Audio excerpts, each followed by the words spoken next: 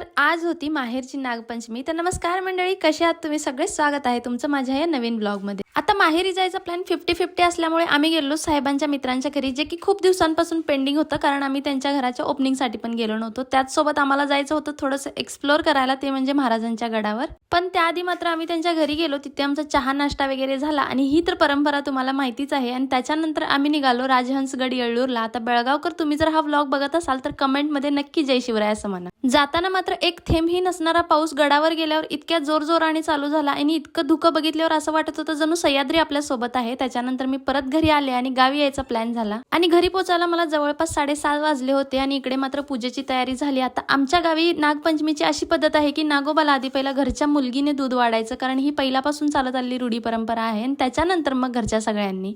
आणि आमच्या घरी ही पहिली नागपंचमी असल्यामुळे लग्नानंतरची पण ही पहिलीच माहेरची नागपंचमी होती, त्यामुळे मी आले आणि इकडे सगळ्यांनी एक एक करून दूध वाढून घेतला। आता तुमच्याकडे नागपंचमीला कशी पद्धत आहे ते मला कमेंट मध्ये नक्की सांगा। त्यानंतर आम्ही सगळ्यांनी पूजा आवरून घेतली व भावाचा उपवास आज कोरड्या फराळावर सोडावा असं म्हणतात, आणि त्यानंतर मला भेटायला आजोबा आलेले नाही। असा होता माझा आजचा दिवस।